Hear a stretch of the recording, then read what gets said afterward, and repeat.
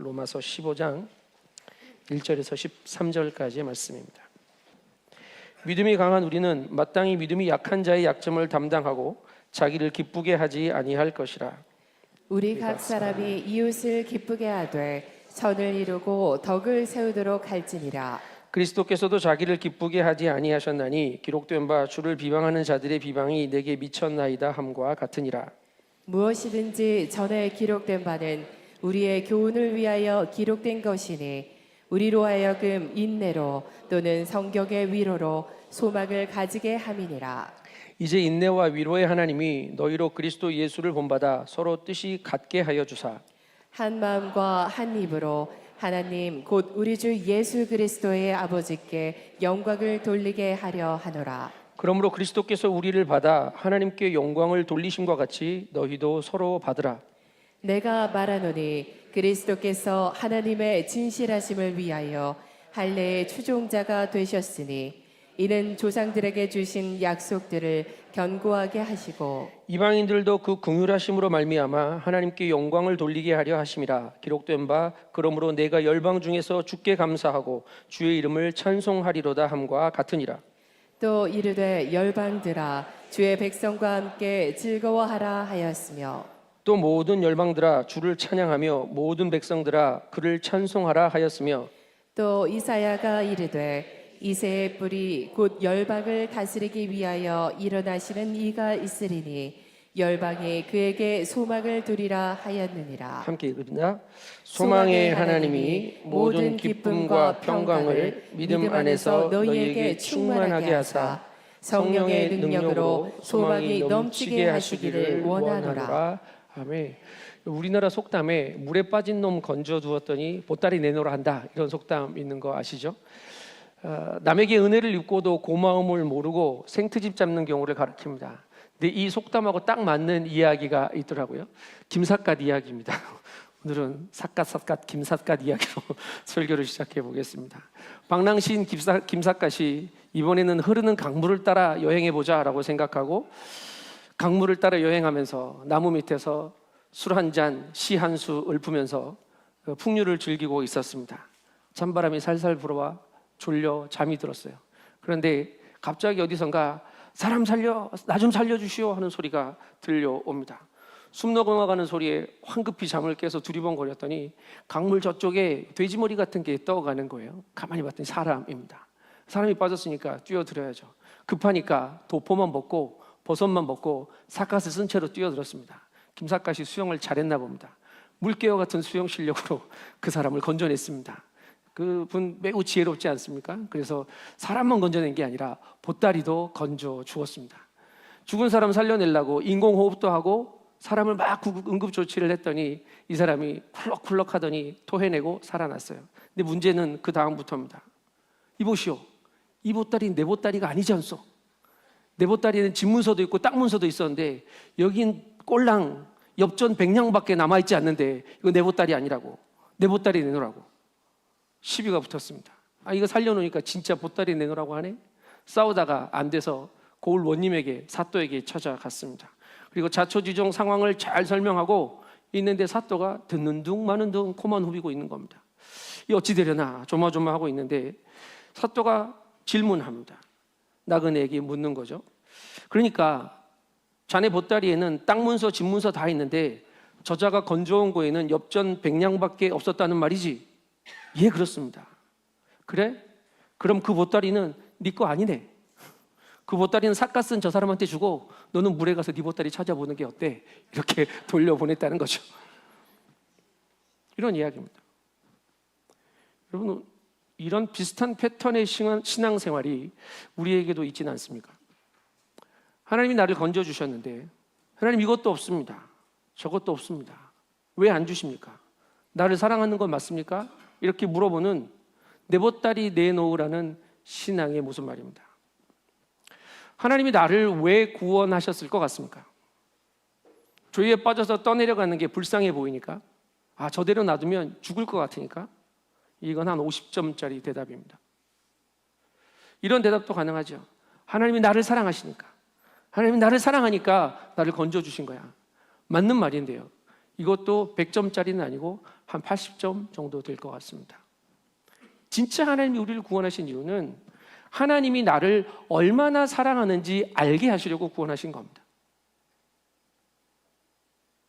아들까지 내어주실 정도로 사랑한다는 것을 알게 하시려고, 그리고 그 사랑을 모든 사람에게 알게 하라고 우리를 구원하신 겁니다. 로마서는 구원의 교리를 매우 잘 정리한 편지입니다. 우리가 로마서를 오래 묵상해 와서 로마서의 구조를 이해하는데 12장부터 복음생활, 신앙생활의 이야기를 우리에게 매우 상세하게 설명하고 있죠. 오늘은 15장의 시작입니다. 편지의 마지막 부분에 해당하는 내용이고요. 이제 로마서 몇 주 안 남았습니다. 결론과 목적을 향해 가고 있는데, 이 결론 부분에 바울이 꺼낸 게 뭐냐면 하나됨의 이야기와 선교의 이야기를 꺼냅니다. 하나님이 우리를 구원하신 이유는, 그 이야기는 내가 예수 믿고 하나님 나라에 들어가게 되는 이야기를 훨씬 넘어서는 이야기입니다. 하나님이 나를 용납해 주신 사건이고 하나님이 나를 받아주신 사건이죠. 그런데 이 받아주심의 사건은 예수님과 나와의 관계에서만 멈추지 않고요, 예수님께서 우리를 구원하실 때 삼위일체 되시는 하나님의 영광 안으로 초대해 주셨고요, 예수로 구원받은 각 사람이 삶의 자리에서도 그리스도와 연합함으로 인해서 우리라는 공동체가 하나 되는 영광을 허락해 주신 것, 이게 구원의 여정입니다. 그래서 그 사랑함의 대상이 우리에게서 멈추지 않고 이웃, 모든 열방에게로 확장되어 가게 하시는 것. 그래서 구원의 사건은 이렇게 설명할 수 있습니다. 예수로 시작되어 나를 통과하여 우리가 되고 우리가 열방을 향해 나아가는 것, 이게 하나님의 구원 계획입니다. 온 인류를 구원하는데 나를 구원하신 이야기는 그 중에 앞부분에 유치한 이야기일 뿐입니다. 사랑하는 드림 가족 여러분, 오늘 말씀을 함께 묵상하면서 보따리만 찾지 말고 나를 살리신 이유를 묻고 듣고 살아가는 은혜가 있기를 소망합니다. 1절 2절 말씀 함께 읽겠습니다. 시작. 믿음이 강한 우리는 마땅히 믿음이 약한 자의 약점을 담당하고 자기를 기쁘게 하지 아니할 것이라. 우리 각 사람이 이웃을 기쁘게 하되 선을 이루고 덕을 세우도록 할지니라. 믿음이 강한 사람이 믿음이 약한 사람의 약점을 담당해야 한다고 말합니다. 강한 사람이 있고 약한 사람이 있나 봅니다. 강한 사람이 있고 약한 사람이 있는데 이 구분을 세상은 어떻게 하냐면 약육강식의 구도 속에서 강한 사람이 포식자의 위치에 약한 사람이 잡아먹히는 위치에 존재하는 그림으로 생각하죠. 약육강식의 세상입니다. 그래서 약점을 노출시키면 죽습니다. 사단도 우는 사자처럼 우리의 약점을 노리고 숨어 있습니다. 그 약점을 노려서 자신이 강자임을 나타내려 하는데요, 여러분, 사단은 생각보다 강하지 않습니다. 하나님을 이길 수 없거든요. 그래서 숨어서 약점을 노리는 겁니다. 만약에 붙어 싸워서 이길 수 있다고 생각했다면 사단은 그렇게 싸우지 않을 겁니다. 그런데 우리 하나님은 우리에게 약한 자의 약점을 담당해 주라고 말씀하시죠. 힘이 센 사람과 힘이 약한 사람이 함께 짐을 지고 가면 어떤 사람이 짐을 더 지는 것이 맞겠습니까? 무엇이 공평한 겁니까? 똑같이 나누어지는 게 공평합니까? 아니면 힘이 더 있는 사람이 무거운 짐을 지는 게 맞습니까? 이렇게 말하면 기분이 나쁘니까 이렇게 이해해 보시죠. 장을 보러 갔어요. 아들을 데리고. 어린 아들입니다. 장을 보고 그 짐을 질 때 누가 더 무거운 짐을 집니까? 아빠가 들죠. 그리고 애는 조그마한 휴지 한 통 들고 마치 큰 도움을 주는 것처럼 생색내며 집으로 돌아옵니다. 내가 좀 편하겠다고 어린 자식에게 많은 짐을 맡기는 몰상식한 아버지는 없습니다. 그런데 아들이 장성하면 이제 자기가 더 늘겠다고 이야기하죠. 애들이 커가면서 내가 더 늘 거라고 이야기하지 않습니까? 요즘은 저는 아들한테 더 맡깁니다. 저보다 힘이 센 것 같아요. 그럼 아버지는 못 이기는 척 짐을 맡기죠. 이렇게 생각하면 누가 더 많은 짐을 집니까? 사랑이 많은 사람이 더 많은 짐을 지는 겁니다. 믿음의 강함과 약함은 기도를 세게 하냐, 직분을 어떤 직분을 가졌느냐, 헌금을 얼마나 하냐 여기에 달린 게 아니고요. 믿음과 신앙의 열매인 사랑이 많은 사람이 강한 사람이고 적은 사람이 약한 사람입니다. 그래서 주님이 믿음이 강한 사랑이 많은 너희가 약한 사람의 약점을 담당해라 라고 말씀하시는 겁니다. 약점은요, 약한 거기도 하고 점 같아서 사람이 살아가는데 매우 작은 부분처럼 느껴지지만 그것을 가지고 있는 인생에게는 매우 큰 짐처럼 사람을 힘들게 할 때가 많습니다. 그런데 예수님은 우리의 약점을, 우리의 약함을 다 담당해 주셨죠. 만약에 예수님이 우리의 약점을 파고드셨다면 우리 모두 다 죽었을 겁니다. 우리의 죄나 실수를 심판하지 않으시고 담당하시는 분이십니다. 그래서 믿음의 사람들, 구원받은 사람들은 내 힘을 가지고 나를 기쁘게 하는 데 사용하지 말고 이웃을 기쁘게 하는 데 사용해라 라고 오늘 바울이 권면하는 거죠.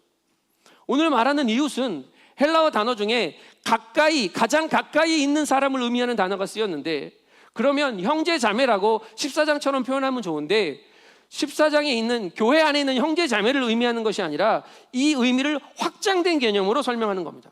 이 이웃에는 누구든지 포함될 수 있습니다. 나와 사는 지역이 다른 사람, 나와 생각이 다른 사람, 나와 이념이 다른 사람, 피부가 다르고 문화가 다르고 전통이 다르고 민족이 다른 사람들까지도 나로 만나게 하는 모든 사람들이 이 이웃이 되어지는 겁니다. 바울은 이 이웃을 기쁘게 하는 방법을 선을 이루고 덕을 세우라라고 이야기해요. 선은요, 하나님을 기쁘시게 하는 것을 선이라고 말합니다. 한문으로 선자를 기억하십니까? 자막이 틀 텐데 좀 키워놨네요. 네. 선자, 이게 입구가 부스인데요, 입이 있고 위에 있는 글자가 뭐냐면 양자입니다. 그래서 한문을 가르치는 선생님들이 아이들한테 쉽게 가르치려고 양처럼 풀을 먹는 순한 입을 가진 사람을 착하다고 하는 거야, 선하다고 하는 거야, 이렇게 설명을 하시더라고요. 근데 그리스도인의 입장에서는 다르게 보입니다. 이렇게 생각하시면 좋겠습니다. 양자가 선한 목자 되시는 예수 그리스도, 어린 양 되시는 예수 그리스도이십니다. 그분을 위해 우리의 입을 여는 것이 선입니다. 우리 입술이 그분을 향해 열려 그분을 기쁘시게 하는 것이 우리의 선인 줄 믿습니다. 덕은, 헬라어 단어는 세우다라는 의미입니다. 그런데 이것도 한문으로 한번 볼까요? 덕자가 보이시죠? 여기 옆에 있는 게 다인변인데요, 사람을 모아놓은 느낌의 이 사람인변의 부스인데 위에가 열 십자가 있고요, 밑에 있는 건 그물 망자인데 눈 목자를 옆으로 눕혀놓은 그림이죠. 그리고 한 일자에 마음 심자가 써져 있습니다. 10사람의 눈으로 한 사람의 마음을 돌보는 겁니다. 10사람의 눈이 다 생각이 다르고 마음이 다르겠지만 한 마음으로 서로를 세워 그리스도의 몸된 교회를 세워가는 것, 이게 덕이라고. 그리스도인의 공동체에는 한 마음이 되는 것, 보는 건 각각이지만 우리의 마음이 하나로 모아져 한 공동체로 세워져 가는 것, 이것을 덕이라고 하는 겁니다. 근데 왜 덕을 이루고, 왜 덕을 세우고, 왜 선을 이루어야 하겠습니까? 세상은 그것이 좋은 일이지 않냐, 도덕적인 가치의 기준을 가지고 선과 덕을 행하라고 이야기합니다. 그런데 바울은 우리가 그 일을 행해야 하는 이유를 예수님에게서 찾습니다. 3절 말씀 같이 읽겠습니다. 시작. 그리스도께서도 자기를 기쁘게 하지 아니하셨나니 기록된 바 주를 비방하는 자들의 비방이 내게 미쳤나이다 함과 같으니라. 예수님은 자신을 기쁘시게 하며 살지 않으셨습니다. 하나님을 기쁘시게 하는 삶을 살기 위해 일평생을 사셨죠. 인자가 온 것은 섬김을 받으러 한 것이 아니라 도리어 섬기려 하고 자기 목숨을 많은 사람들의 대속물로 주려 오셨다라고 이야기하셨습니다. 예수님의 삶의 목적입니다. 우리의 삶의 목적과는 확연히 달랐습니다. 나를 기쁘시게 하지 않고 하나님을 기쁘시게 하며 나의 유익을 구하지 않고 도리어 섬기며 하나님의 유익을 구하는 그분의 삶이었습니다. 예수님은 부요한 자신데 우리를 부요하게 하시려고 스스로 가난하게 되셨고, 우리를 하나님의 영광에 이르게 하시려고 자신의 몸을 스스로 치욕스러운 십자가에 내어주셨습니다. 그래서 하나님을 위해 비방도 받으셨습니다. 하나님을 향한 비방을 예수님이 담당하신 거죠. 여러분, 여기서 우리의 삶을 좀 되돌아보기를 원합니다. 우리는 우리의 유익을 위해 살다가 나의 죄로 인해서 생긴 비방을 받을 때가 많습니다. 그런데 목사가 되거나 뭐 교회 열심히 해서 직분이라도 이름표라도 다르면 내 죄로 인한 결과물을 하나님을 위해 받는 고난이라고 포장할 때들이 왕왕 있습니다. 주의 사랑을 받는 우리가 나의 기쁨을 위해 살지 않고 이웃을 기쁘게 하는 삶을 살라 하십니다. 또 연약한 인생에 나를 위해 살기를 원하는 그릇된 삶의 동기들을 점검하고 우리의 죄의 결과로 인한 비방이 아니라 하나님 나라를 위한 비방, 의를 위해 핍박을 받아 천국을 소유하는 은혜를 살아가시기를 소망합니다. 4절부터 6절의 말씀을 이어서 읽겠습니다. 4절부터 6절입니다. 시작.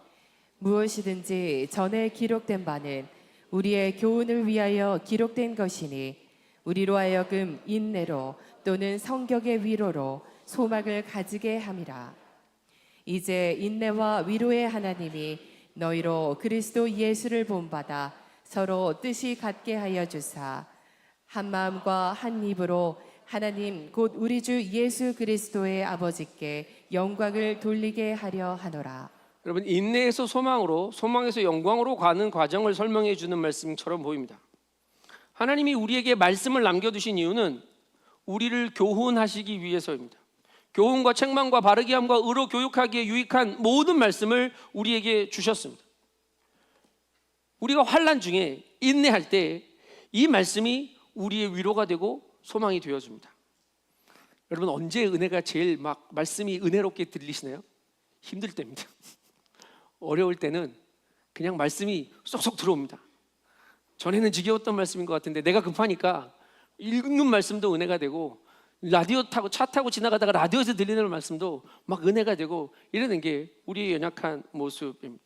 그런데 우리의 감정 때문이 아니라요, 말씀 안에 위로자가 되시는 성령의 이야기가 있고요, 말씀 속에 소망이 되시는 그리스도의 이야기가 있기 때문입니다. 평소엔 우리가 관심이 없었던 거죠. 인생이 원하는 대로 뜻대로 되지 않아 인내해야 하는 시간이 있을 때 하나님은 우리를 말씀으로 깨우십니다. 고난 중에 하나님의 말씀이 더 잘 들리고 위로가 되는 이유이기도 합니다. 그리고 성령이, 말씀이 우리를 위로하시지만 성령이 우리를 위로하십니다. 위로라는 헬라어 단어는 성령이라는 말하는 파라클레토스라는 말과 같은 단어가 오늘 위로라는 단어로 같은 어원의 말을 변형해서 쓰였습니다. 그렇게 위로의 성령께서 우리의 인내에 동참하셔서 우리의 삶이 예수를 닮아가게 하는 은혜를 허락해 주십니다. 여러분, 성령이 괜히 우리와 함께 계시는 게 아니고요, 인내를 성령과 함께 통과함으로 우리가 그리스도를 닮는 은혜를 허락하신다고요. 성령은 환난으로만 끝나게 하지 않으십니다. 우리로 예수 그리스도를 본받게 하시고 예수님의 뜻에 우리의 마음이 같아지게 하는 역사를 이루어 주신다고요. 예수 본받고 싶으십니까? 본받고 싶죠. 주님 마음 알고 주님 뜻대로 살고 싶으십니까? 그러고 싶죠. 어떻게 하면 되겠습니까? 본받으라고 말하는데요, 본받으라는 말이 성경에 나올 때마다 이게 탁본을 뜬다는 의미로 저는 이해합니다. 그런 의미도 있습니다. 탁본을 뜰 때, 돌에 비석에 탁본을 뜰 때 종이에 물을 뿌려가지고 딱 붙이죠. 떨어지면 탁본이 떠지지 않습니다. 딱 붙어 있어야 됩니다. 뭐 연필로라도 긁어서 하려면 종이하고 그 바닥에 있는 거하고 공간이 떨어지지 않게 힘을 가해야, 그래야 프린팅이 되는 거죠. 온전한 본받음은 주님께 틈을 두지 않고 딱 붙어 있을 때 가능합니다. 바울은 우리가 예수 그리스도의 본을 받을 때 뜻이 같이 하여 주시고 한 마음과 한 입으로 영광 돌리는 일이 가능하다고 말합니다. 어떻게 하면 뜻이 같아집니까? 옆에 혹시 부부가 앉아 계시면 한번 쳐다보십시오. 당신하고 나하고 어떻게 하면 뜻이 같아지겠어? 한번 눈빛을 교환해 보시죠.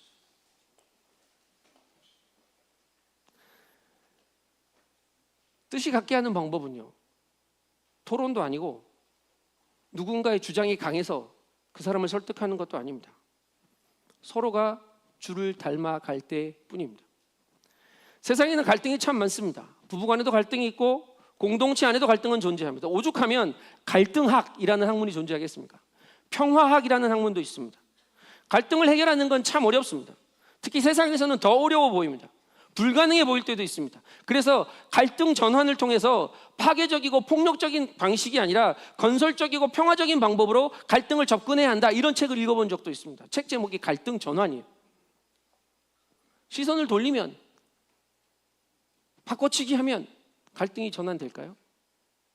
해결되지 않습니다. 그리스도인에게 있어서 갈등 해결은, 특별히 그리스도인의 가정에 있어서 갈등 해결에는 다른 답이 있습니다. 함께 하나님 앞으로 나아가는 겁니다. 서로의 처한 자리에서 주께로 나아가는 거죠. 결혼식 주례 때도 이야기하고, 청년들이 이게 결혼하겠다고 찾아오면 꼭 이야기해 줍니다. 둘이 싸우면 서로가 원하는 자리에서 가서 기다리지 말아라. 아마 자매는 고백받은 자리에 가서 기다릴 거고, 형제는 첫 키스한 자리에 가서 기다릴 거다. 엉뚱한 자리에 가서 왜 안 오나, 점점 멀어진 자리에서 서로의 기대를 가지고 기다리지 말고 무릎 꿇고 주님 앞에 나가라.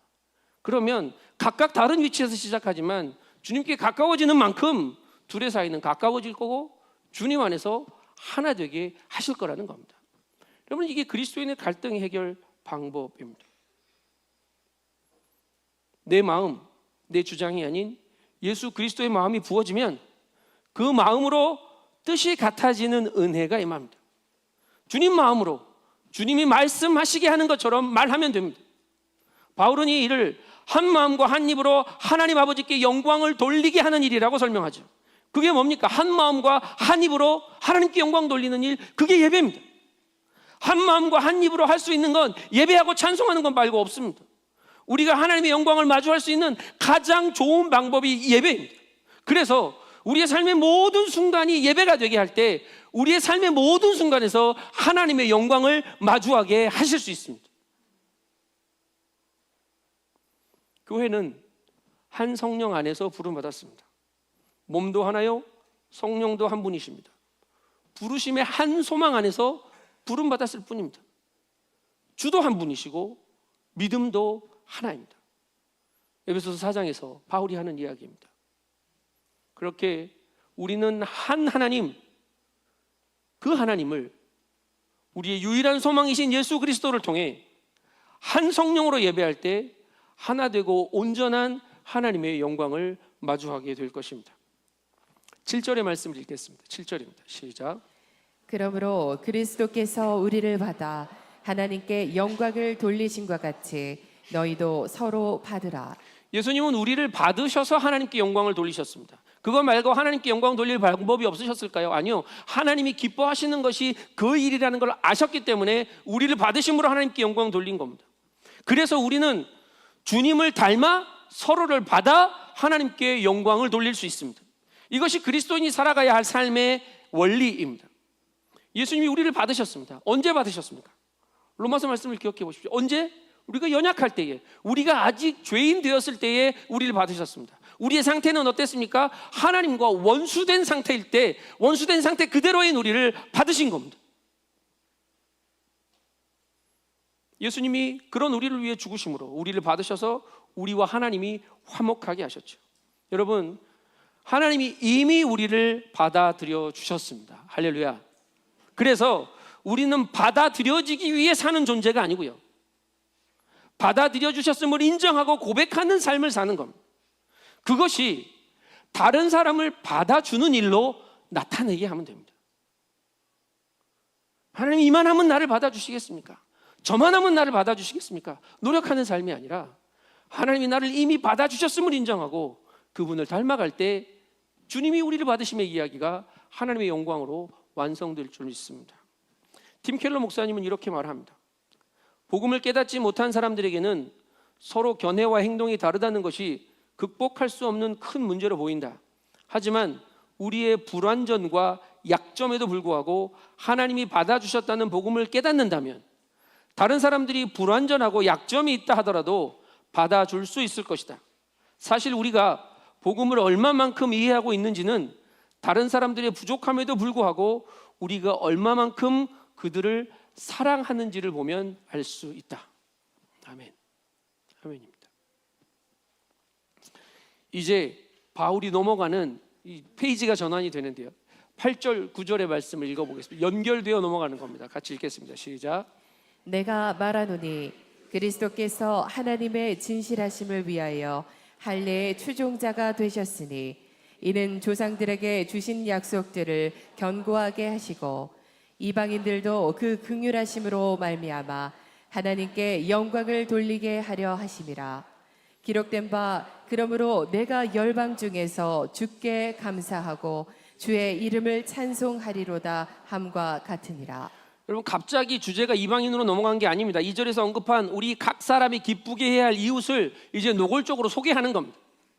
그리스도께서 할례의 추종자가 되셨다는 말씀은 예수께서 유대인으로 오셔서 할례 받은 유대인들에게 약속하셨던 신실하신 하나님의 구원의 언약을 성취하셨다는 말씀이에요. 유대인들은 약속을 따라 구원받았다고 생각합니다. 이방인들은 약속을 받은 적이 없다고 생각하니까 긍휼하심으로 말미암아 구원받았다고 알고 있는 거죠. 이것이 하나님의 약속 안에 감추어진 이방인들을 향한 구원의 스토리인데, 이 약속 안에 감추어진 하나님의 사랑을 망각하고 약속만 쳐다보고 이방인까지 흘러가야 될 구원의 계획을 놓치고 있는 겁니다. 우리를 향한 하나님의 구원의 이야기는 하나님의 긍휼의 이야기고요, 하나님의 사랑의 이야기입니다. 약속을 따라 구원받은 유대인들은 선민의식을 가지고 살았죠. 그래서 구원과 하나님과의 관계가 자신들만의 것이라고 착각했습니다. 그러나 하나님의 약속을 따라 유대인을 구원하신 이유는 긍휼하심을 따라 구원받는 이방인들과 함께 하나님을 찬송하고 함께 하나님께 영광을 돌리게 하려는 하나님의 뜻이었다고. 유대인이 구원받은 사건은 하나님의 놀라운 구원 계획의 앞쪽의 일부분일 뿐입니다. 거기에 위치해 있을 뿐이라고요. 하나님의 구원 계획은 연장되어지고 확장되어지는 거죠. 유대인은 하나님이 우리 거, 내 거라고 생각했습니다. 우리도 유대인과 비슷합니다. 하나님이 사랑을 하는데 옆에 있는 사람이 아무기의 집사가 나보다 더 사랑받는 것을 좋아할 수 있겠습니까? 아니요, 우리는 다른 사람이 나와 똑같이 사랑만 받아도 기분이 상하는 그런 자기중심적인 존재입니다.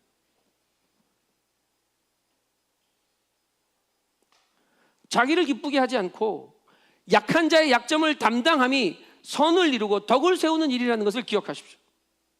이방인과 함께 열방 중에 주께 감사하고 그 이름을 찬송하는 그 기쁨의 일들이 이미 계획된 하나님의 구원의 경륜이라는 것을 잊지 말길 바랍니다. 구원은 나로부터 시작된 것이 아니라 주로부터 시작되어 나를 통과해 확장되어 가는 겁니다.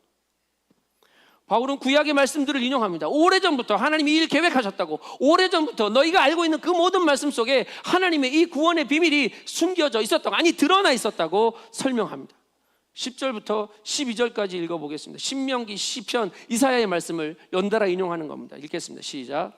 또 이르되 열방들아 주의 백성과 함께 즐거워하라 하였으며, 또 모든 열방들아 주를 찬양하며 모든 백성들아 그를 찬송하라 하였으며, 또 이사야가 이르되 이새의 뿌리 곧 열방을 다스리기 위하여 일어나시는 이가 있으리니 열방이 그에게 소망을 두리라 하였느니라. 온 땅이 하나님의 구원을 즐거워하며 찬양하는 일, 모든 열방이 허락된 기쁨과 찬송을 노래하는 것, 이거는 이새의 뿌리에서 나신 예수 그리스도가 소망이 되시는 이야기입니다. 예수가 소망이 되실 때 유대인도 이방인도 한 마음과 한 입으로 아버지께 영광을 돌릴 수 있습니다. 예수 그리스도를 통해 한 몸 된 교회의 이야기가 온 땅 가운데 세워지고 있는 하나님의 구원의 역사를 보여주고 있습니다. 예수가 소망 되셔서 그 일을 가능하게 하십니다. 예수가 소망입니다. 아멘. 그런데 우리가 통과하는 시간들은 우리를 그다지 소망이신 예수만 바라볼 수 있도록 녹록하게 놓아두지 않습니다. 여기 예수가 소망인 걸 모르는 사람이 어디 있습니까? 그런데 예수가 소망 되셔서 소망 되신 예수만 바라보기에 우리의 의지도 우리의 집중력도 그다지 좋지 않습니다. 그러니 기억하셔야 합니다. 우리가 소망을 마음을 쥐어짜서 만들어내는 것이 아니라 예수가 소망으로 우리와 함께 계시고 우리 앞에 계시다는 사실을, 예수가 소망이시고 예수만이 해답이라는 사실을, 그래서 예수의 소망이 나를 붙들게 해서 예수가 나를 주장하시고 예수의 소망으로 인해 내 삶의 기쁨의 모든 이유들이 달라져야 하는 것을 기억해야 합니다. 그래서 바울은 13절을 이렇게 마감합니다. 13절 말씀 읽겠습니다. 시작. 소망의 하나님이 모든 기쁨과 평강을 믿음 안에서 너희에게 충만하게 하사 성령의 능력으로 소망이 넘치게 하시기를 원하노라. 하나님이 우리의 소망이 되셔서 우리 안에 기쁨을 주십니다. 계속 반복해서 설명드립니다. 기쁨은 은혜를 발견할 때 솟아나는 그리스도인의 감정입니다. 내가 왜 기쁘지 않느냐면 은혜를 묻어둔 채 살고 있기 때문입니다. 소망의 하나님이 우리 안에 기쁨을 허락하셔요. 은혜에 붙들리면 고난 중에도 기뻐할 수 있습니다. 은혜가 나를 주장하시면 평강의 일들이 나의 삶을 덮게 하시는 거라고. 세상은 불안을 줍니다. 그런데 주님은 우리에게 평안을 주십니다. 소망의 하나님이 우리의 연약함에도, 우리의 부족한 믿음에도 불구하고 기쁨과 평강을 충만하게 하십니다. 어떻게? 다시 기억해야 합니다. 우리의 힘도, 우리의 능도 아니고 오직 성령의 능력으로 우리 안에 말도 안 되는 하나님의 뜻을 이루어 가실 때 성령의 능력으로 소망이 넘치게 하실 줄 믿습니다. 성령 충만하기를 축복합니다. 성령 충만해야 기쁨 충만한 겁니다. 성령 충만해야 예수의 소망이 충만해지는 거랍니다. 성령이 힘주시지 않으면 여러분 우리는 한순간도 버틸 수 없는 인생입니다. 성령께서 우리로 하여금 소망의 노래를 부르게 하십니다. 그 노래가 혼자 부르는 노래가 아니라 서로 받아 하나님께 영광을 돌리는 노래가 되게 하십니다. 여러분 우리는 이번 여름에 77명의 성도님들이 라오스와 몽골로 아웃리치를 떠납니다. 오늘 남아서 열심히 준비들 하실 겁니다.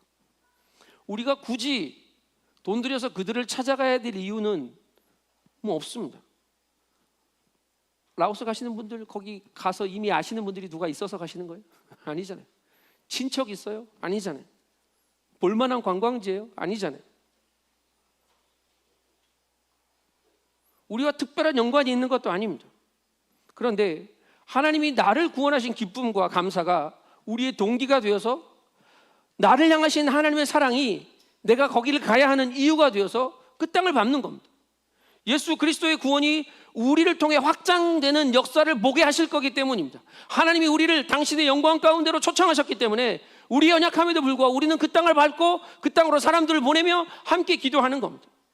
예수에게서 나로, 그리고 나에서 우리에게로, 드림 공동체로, 또 모든 열방이라는 또 다른 이웃에게로 복음이 운동을 통해 구원의 확장을 이루어 가실 것을 소망하는 일입니다. 이 일을 위해 그리스도께서 먼저 우리를 받아 하나님께 영광을 돌리게 하셨다고요. 주께서 그렇게 하신 것 같이 이제 우리도 서로 받아야 합니다. 아웃리치 팀 안에 나하고 생각 다른 사람, 삶의 결이 다른 사람, 하는 행동이 다른 사람 있을 겁니다. 받아야 합니다. 그리스도가 나를 받아주셨으니까. 선교지에 가면 선교사님이 나와 다를 수도 있고 현장에서 만나는 사람들이 우리와 전혀 다를 수 있습니다. 그런데 이웃을 기쁘게 하라고 말했으니 받아야 합니다. 그들을 받아 한 목소리로 하나님께 영광 돌릴 수 있게 되기를 바랍니다. 강한 자는 약한 자의 약점을 담당해야 하고 주를 닮아 마음과 뜻을 같이하여 한 마음과 한 입으로 하나님께 영광을 돌리게 하실 줄 믿습니다. 어제 성경 통독하신 분들 시편 몇 편 읽었는지 기억하십니까? 시편 19편 말씀 1절부터 4절까지 읽고 오늘 말씀을 마무리하겠습니다. 같이 읽겠습니다. 시편 19편 1절부터입니다. 시작. 하늘이 하나님의 영광을 선포하고 궁창이 그의 손으로 하신 일을 나타내는도다. 날은 날에게 말하고 밤은 밤에게 지식을 전하니 언어도 없고 말씀도 없으며 들리는 소리도 없으나 그의 소리가 온 땅에 통하고 그의 말씀이 세상 끝까지 이르도다. 하나님이 해를 위하여 하늘에 장막을 베푸셨도다. 아멘. 여러분 우리의 힘으로 하는 선교가 아닙니다. 우리를 하나님의 구원 계획에 참여시켜 주시는 은혜죠. 하늘이 하나님의 영광을 선포하고 궁창이 그 손으로 하시는 일을 나타내는 것을 보게 하실 겁니다. 날은 날에게 말하고 밤은 밤에게 지식을 전하는 이야기를 오고 가는 걸음을 통하여 뜨는 해를 통하여 지는 별을 통하여 보게 하실 겁니다. 그게 선교입니다. 선교는 하나님의 영광에 참여하는 일이죠. 언어가 없습니다. 들리는 소리도 없습니다. 내가 라오스 말을 할 줄 알겠습니까? 몽골 말을 해봐야 가래 끓는 소리밖에 안 나올 겁니다. 그러나 그곳에서 우리로 하여금 그 사람들을 만나게 하는 이유는 하나님이 우리를 받으셨기에 나를 통해 구원의 얘기가 나에서 머물지 않고 열방에게로, 이웃에게로 흘러가시는 하나님의 영광을 하나님께서 우리에게 허락해 주셨음을 확인하러 가는 자리입니다. 그렇게 선교하는 겁니다.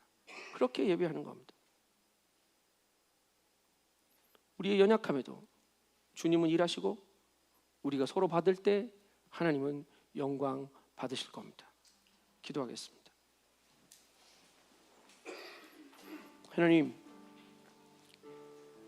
부족하고 허물 많은 우리를 하나님의 백성으로 구원하여 주시고 그런 우리를 통해서도 하나님의 구원이 확장되는 은혜를 베풀어 주시니 감사합니다.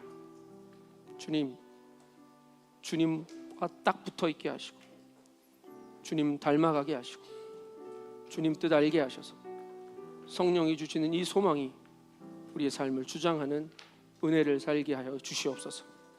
내 안에 머물러 있는 소망이 아니라 흘러넘치는 소망 되게 하시고 이웃에게로 열방에게로 우리를 보내시는 그 자리에서 주님 나라를 노래하며 살게 하여 주시옵소서. 감사를 드리며 존귀하신 예수님의 이름으로 기도합니다. 아멘. 여러분 자리에서 일어나서 함께 결단하며 찬양합시다. 근데 지금 결단 찬양이요, 예배 시작할 때 불렀던 임례 찬양입니다. 이 가사가 오늘의 말씀과 똑같습니다. 우리로 하나님의 영광을 보게 하시려고 이웃을 기쁘게 하라고 하십니다. 그곳에 하나님이 계시고 우리가 찬송할 때 하나님이 그곳에 계심을 보게 하십니다. 그런데 여러분 고민했겠죠. 앞에 불렀던 찬양 또 불러야 되나? 예, 삶의 예배가 이제부터 시작되는 겁니다. 여기서 이 말씀 붙들고 나가서 이웃을 기쁘게 하는 일, 주님을 영화롭게 하는 일, 하나님의 영광이 머무는 일 노래하며 살아내는 모든 드림의 가족들 되기를 축복합니다. 우리 결단하며 함께 찬양하겠습니다. 내 눈 주의 영광을 보내, 내 눈 주의 영광을 보내, 우리 가운데 계신 주님,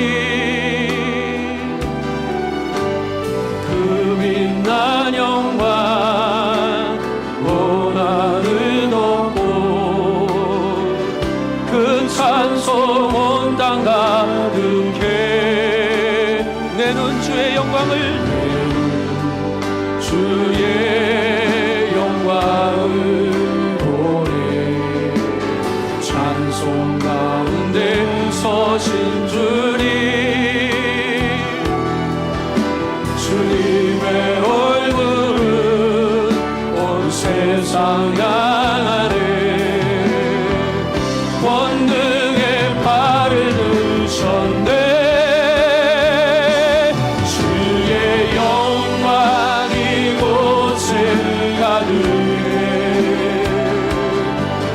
우리 서래 주님과 함께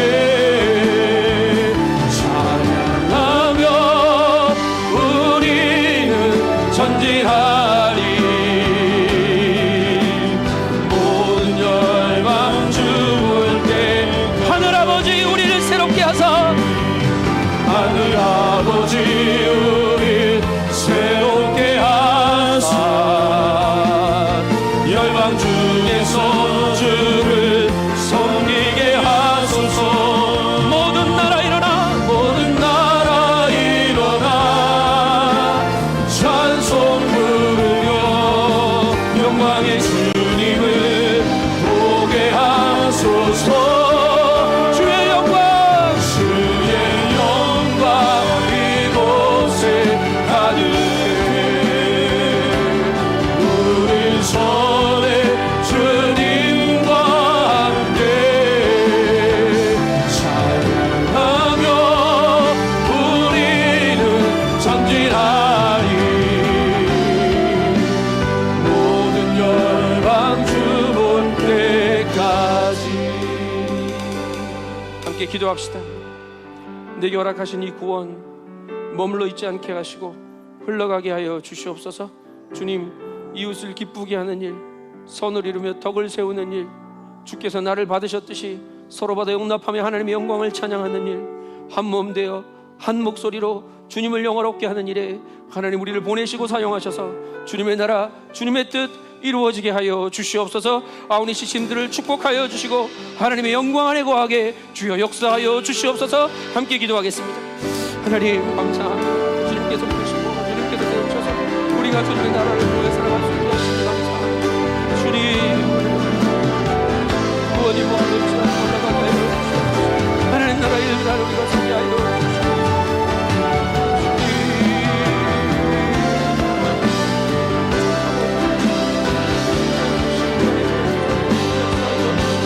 주님의 영광을 보게 하시고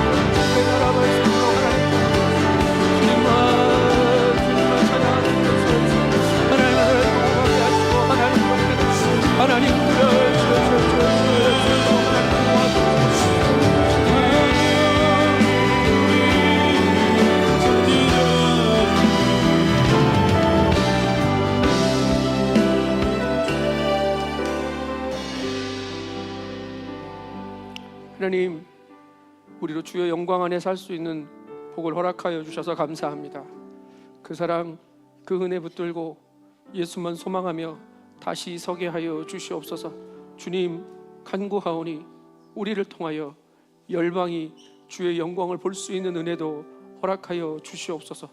주님의 뜻이고 주님의 계획이오니 하나님, 이 선교적인 사명이 멈추지 않게 하시고 보내시는 그 자리에서, 우리를 부르시는 그 자리에서 선교적인 교회로, 공동체로 그렇게 살아내는 복을 누리게 하여 주시옵소서.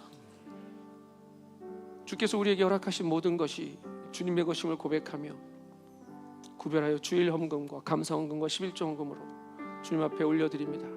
또 선교 헌금으로 주님 앞에 드립니다. 쓰여지는 곳마다 주의 영광이 나타나게 하시고 죽어가는 생명들은 죽게 돌아오게 하시며 온 열방이 함께 주를 찬양하는 일에 복되게 사용하여 주시옵소서. 하나님, 육신의 연약함으로, 마음이 곤고함으로 주님의 도움이 필요한 사람들을 기억하여 주시고 예수의 긍휼과 하나님의 한없는 사랑으로 품으셔서 다시 찬양하며 다시 노래하는 기쁨 보게 하여 주시옵소서. 이제는 우리의 삶의 주인 되시는 예수 그리스도의 은혜와 아버지 하나님의 크고 놀라우신 사랑하심과 성령님의 내주 교통 충만케 하시는 역사가 이제 주의 영광 안에서 예수의 소망으로 이웃을 기쁘게 하며 하나님의 선과 덕을 이루며 살아가기로 결단하는 머리 숙인 성도들과 이들의 가정과 일터와 삶의 자리 위에, 우리 드림 공동체 위에, 제주역 79훈련센터와 온 열방의 선교사님들 위에 이제부터 영원토록 함께 계시기를 간절히 축원하옵나이다. 아멘.